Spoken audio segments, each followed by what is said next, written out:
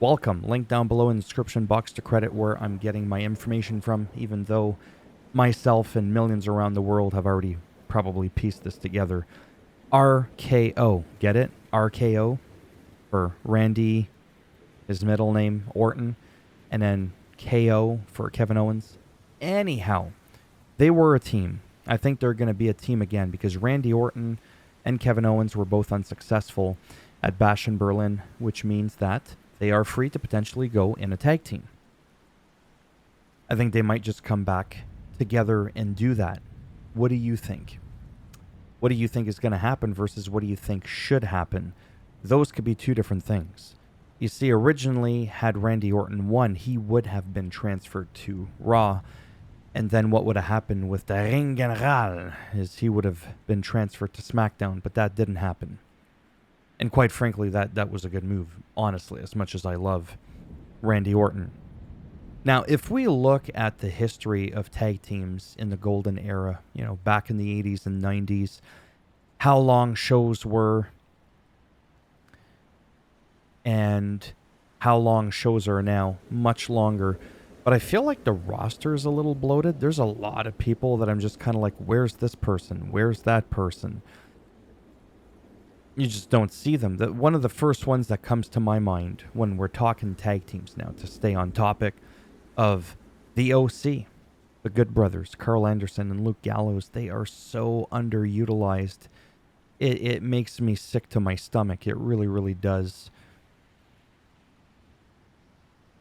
But I'm having a hard time deciding what I think should happen versus what I think will just happen versus what I want to have happen.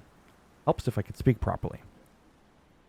On Raw, I know we're talking about SmackDown here, but on Raw, we do have about 7 teams. 8 teams if we count Pete Dunne with Tyler Bate, who's out with an injury right now, and then Pete Dunne kind of went goosey with the heel move. I don't know what's going to happen with that when Tyler Bate comes back.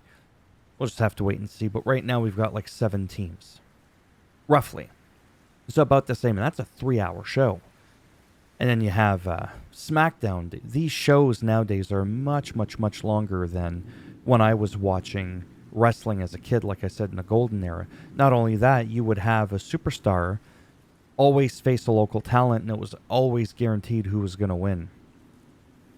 That's just the way it was. It's the pay-per-views where the magic happened. The 4, the Rumble, the Mania, the SummerSlam, and the Survivor Series. Yeah.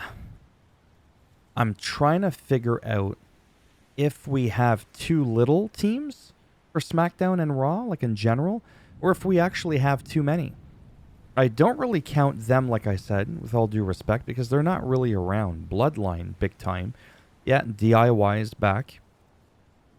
Pretty Deadly, A-Town Down Under, although I feel like they're going to break apart sooner than later. So I almost don't count them, and I almost don't count them, which leaves 3, 4, 5, 6. Then you've got the LWO, the Street Profits. Baron Corbin and Apollo Crews, I really do appreciate them. I just don't know how long that's going to last. I just miss Baron Corbin as a singles competitor, but McMahon really ruined him with the whole stupid Happy Corbin bullshit thing. It was just really stupid. So, should Randy Orton and Kevin Owens get back together and potentially feud with the Bloodline? They've been feuding with the Bloodline for a long time. They could be feuding with the Bloodline without feuding with Cody Rhodes, right? I don't always want to go back to, Randy Orton, Viper, snake in the grass. He's going to turn his back on Cody Rhodes. Told him before that people were coming for him. Everybody's coming for him. I don't want to see Randy Orton do that. I just want things to be good between them. Same thing with Kevin Owens. He showed his true colors again at Bash in Berlin. I just want that to be relaxed. And sometimes they could form a little bit of an alliance thing with Cody Rhodes, right? All being faces and stuff on the same side to battle the Bloodline. And then you're going to have, don't forget, Roman Reigns coming back. All that stuff. I don't know what's going to go on with the Bloodline, but maybe they'll hold on to the belts for a while. Maybe they won't. The point being, I think we have just enough teams with the few that aren't really all that active that I would be okay with Randy Orton and Kevin Owens having a serious run as a tag team. What do you think? I mean, I remember when Orton was with Riddle, and Orton said that was some of the most fun he's had in the longest time, and I truly believe that that's true. I really missed that. Like, they were just really, really good. Because I don't picture Orton with a lot of people. But with Kevin Owens, it's grown on me, that tag team. I really do appreciate them. Really hard to say. Now, what do you think? Do you think they're going to do the whole Orton's going to eventually turn and go after Cody for his championship belt? Do you still think Kevin Owens is going to turn? Should he tag team? Should they just be left as singles competitors? Let me know what you think. I really don't know what is best and what they're going to do. I'm just leaving with, I'm okay with Kevin Owens and Randy Orton doing a little feud and being a tag team for a while. It's okay. It's not like it's a step down to be a part of a tag team. If you remember the glory years of the 70s, 80s, 90s, all the teams that we've had, the tag teams, there's been a lot of great, amazing tag teams. I think it'd be kind of cool. Whether or not I think it's the best, like I said, I really don't know. So let me know, do you think we have too many tag teams on SmackDown? From what you could see there, give or take a team. If I'm off, it's the same thing with Raw. We have about one less team than SmackDown. 3-hour show there. It's hard to say if I think the balance is good.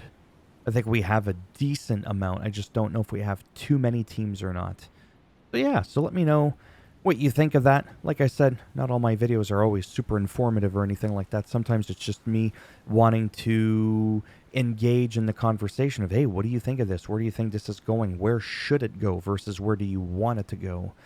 And this is where I'm stumped right now, is what's going on with this. The thumbs up as always. If you did like the video, it does greatly help support the channel with the algorithm and trying to make me more relevant in the search results when people are looking shit up online. And if you didn't like the video, that's okay. Go ahead, give it a thumbs down. You know it's coming. I'll bend it in half, I'll twist it, break it off in your ass, and then Randy Orton's going to give you an RKO. Like, from the waist, so that with the thumb, I really don't want to have to describe it to you. Okay? I think it was just easier with the solo Sakoan spike in the rectum, honestly. It was just, okay? Wanted to try a little something different this time around. We could see how well that did not go.